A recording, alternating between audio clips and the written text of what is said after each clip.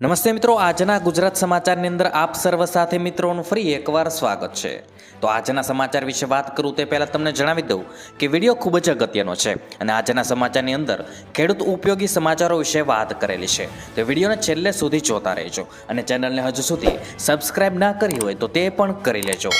તો મિત્રો વાત કરીએ આજના પ્રથમ સમાચારને લઈને। તો ભાદરવી પૂનમનો મેળો બગડે તેવી અંબાલાલ પટેલની આગાહી। મિત્રો, આગામી દિવસોમાં ભાદરવી પૂનમ આવી રહી છે અને હવામાન નિષ્ણાત અંબાલાલ પટેલે ફરી આગાહી કરી છે કે હવામાનમાં આજથી પલટો આવવાની શક્યતા રહેશે। આગાહી અનુસાર 17થી 18મી સપ્ટેમ્બરના રોજ એક સિસ્ટમ બનવાની છે અને 22થી 26 સપ્ટેમ્બરમાં પણ ભારે વરસાદની શક્યતાઓ છે। અંબાલાલ પટેલની આગાહી અનુસાર ભાદરવી પૂનમ આસપાસ અંબાજી વિસ્તારમાં વરસાદ પડશે તેવી સંભાવનાઓ છે। ત્યાર પછી મિત્રો મહત્વના સમાચાર વિશે આગળ વાત કરીએ તો હવે ચૂકવવો નહીં પડે ટોલ ટેક્સ। મિત્રો, ટોલ ટેક્સને લઈને નીતિન ગડકરીની મોટી જાહેરાત કરી છે। જો કોઈ કાર હાઈવે અથવા એક્સપ્રેસ વે પર દરરોજ 20 કિમી ચાલે છે તો તેના પાસેથી કોઈ ટેક્સ લેવામાં આવશે નહીં। જો કે 20 કિમીથી વધુ મુસાફરી કરશે તો ટોલ ચૂકવવો પડશે। આ માટે તમારું વાહન જીએનએસથી સજ્જ હોવું જરૂરી છે। ઉલ્લેખનીય છે કે જીએનએસએસ એ એક પ્રકારની સેટેલાઇટ સિસ્ટમ છે જે વાહનના સ્થાન સંબંધિત માહિતી પ્રદાન કરતી હોય છે। ત્યાર પછી મિત્રો મહત્વના સમાચાર વિશે આગળ વાત કરીએ તો ફ્રીમાં આધાર કાર્ડને અપડેટ કરવાની છેલ્લી તક। મિત્રો, ફ્રીમાં આધાર કાર્ડ અપડેટ કરવાની સમયમર્યાદા પૂર્ણ થવા જઈ રહી છે। આવી સ્થિતિમાં જો તમે યુડીઆઈની આ સુવિધાનો લાભ લેવા માંગો છો તો આ કામ તમારે જલ્દી પતાવવું પડશે। યુડીઆઈએ 14 સપ્ટેમ્બર 2024 સુધી આધારને ફ્રીમાં અપડેટ કરવાની સુવિધા આપી છે। ત્યાર પછી તમારે કોઈપણ માહિતી ઓનલાઈન અપડેટ કરવા માટે ફીની ચૂકવણી કરવી પડશે। યુડીઆઈએ આધાર સંબંધિત છેતરપિંડીના કેસોને રોકવા માટે 10 વર્ષ કે તેથી વધુ જૂનું આધાર અપડેટ કરવાની સલાહ આપી છે। ત્યાર પછી મિત્રો મહત્વના સમાચાર વિશે આગળ વાત કરીએ તો લાખો કર્મચારીઓને મળશે ગુડ ન્યૂઝ। મિત્રો, દેશના લાખો કર્મચારીઓની રાહ હવે પૂરી થવા જઈ રહી છે। ટૂંક સમયમાં મોદી કેબિનેટની બેઠક મળનાર છે જેમાં 7મા પગાર પંચ મુજબ મોંઘવારી ભથ્થું એટલે કે ડીએ વધારવા અંગે નિર્ણય લેવાઈ શકે છે। મળતી માહિતી અનુસાર કર્મચારીઓના ડીએમાં 3% વધારો થવા જઈ રહ્યો છે। વધેલા મોંઘવારી ભથ્થાને જુલાઈ 2024થી લાગુ કરવામાં આવશે। મિત્રો, ગઈ વખતે કેન્દ્ર સરકારે મોંઘવારી ભથ્થુને અને મોંઘવારી રાહત એટલે કે ડીએ અને ડીઆરમાં 4% વધારો કર્યો હતો। ત્યાર પછી મિત્રો મહત્વના સમાચાર વિશે આગળ વાત કરીએ તો અંબાજી મંદિરમાં આજથી ભાદરવી પૂનમનો મેળો શરૂ। મિત્રો, અંબાજી ભાદરવી પૂનમનો મેળો આજથી શરૂ થવા જઈ રહ્યો છે।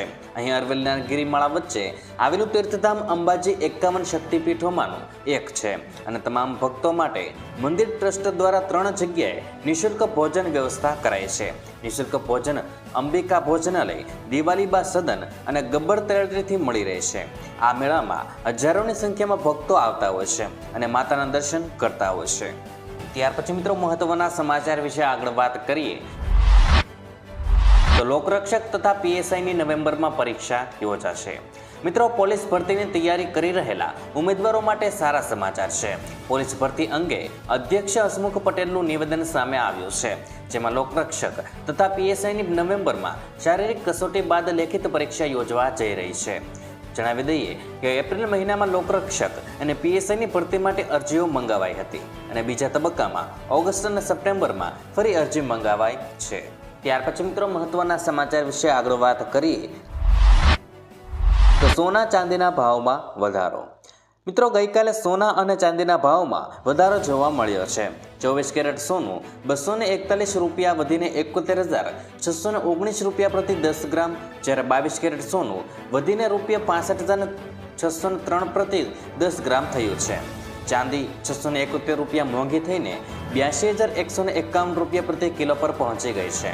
સોના અને ચાંદીના ભાવમાં છેલ્લા કેટલાક દિવસોથી સતત ઘટાડો થઈ રહ્યો હતો જે હવે વધી ગયો છે।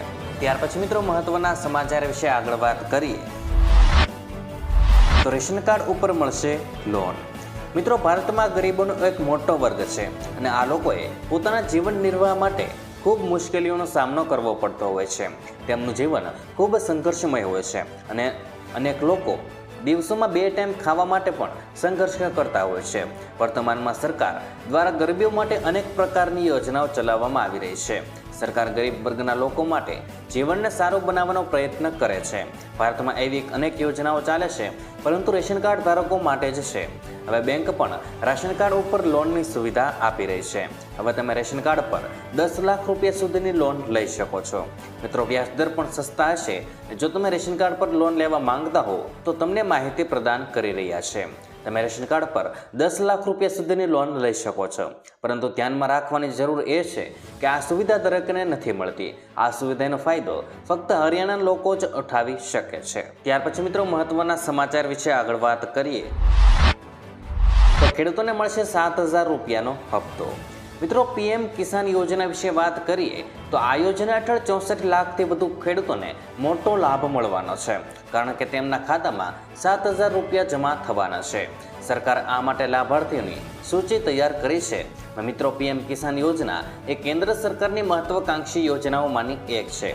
જેમ કે રાજ્યોમાં પણ સરકારો કેટલીક લાભકારી યોજનાઓ ચલાવે છે, જે ખેડૂતોને પ્રોત્સાહન આપતા હોય છે. રાયતુ બંધુ યોજના વિશે વાત કરીશું, જેના હેઠળ ખેડૂતોને દર વર્ષે 10,000 રૂપિયાનો લાભ આપવામાં આવે છે, જે દર 6 મહિને તેમને આપવામાં મળી રહે છે. જ્યારે મિત્રો, પીએમ કિસાન યોજના હેઠળ મળનારી 18મો હપ્તો પાત્ર ખેડૂતોના ખાતામાં જમા થશે, તે જ સમયે રાયતુ બંધુ સ્કીમ હેઠળ પણ 5,000 રૂપિયાની ખાતામાં સહાય જમા થવાની છે.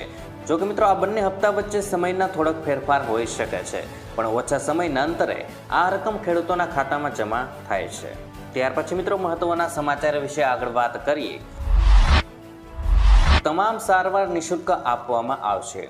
મિત્રો, કચ્છના અબડાસા અને લખપત તાલુકામાં થયેલા શંકાસ્પદ મોત મામલે રાજ્ય આરોગ્ય મંત્રી ઋષિકેશ પટેલની આરોગ્ય તંત્રના અધિકારીઓ સાથે બેઠક કરી હતી. ઋતુજન્ય બીમારીઓની સ્થિતિને પહોંચી વળવા વ્યવસ્થા સહિતના મુદ્દાઓ પર ચર્ચા કરીને પરિસ્થિતિની સમીક્ષા કરવામાં આવી છે. આરોગ્ય મંત્રીએ જાહેરાત કરી છે કે તમામ સારવાર નિઃશુલ્ક આપવામાં આવશે. અદાણી હોસ્પિટલમાં વધારાના 100 બેડની સગવડ કરાઈ છે. તો મિત્રો, આજના દરેક સમાચાર અહીં કામના પૂર્ણ થાય છે. આપને કહેવા લાગ્યા એ કોમેન્ટ બોક્સમાં જણાવી દેજો. અને વિડીયો કામનો લાગ્યો હોય, સમાચાર ઉપયોગી લાગ્યા હોય તો મિત્રો આ વિડીયોને એક લાઈક કરી દેજો, જેથી કરીને અમને પ્રોત્સાહન મળતું રહે.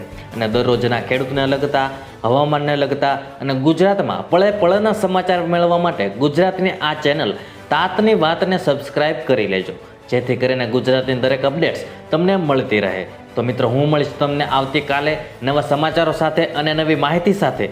ત્યાં સુધી મિત્રો, મને રજા આપશો. ધન્યવાદ.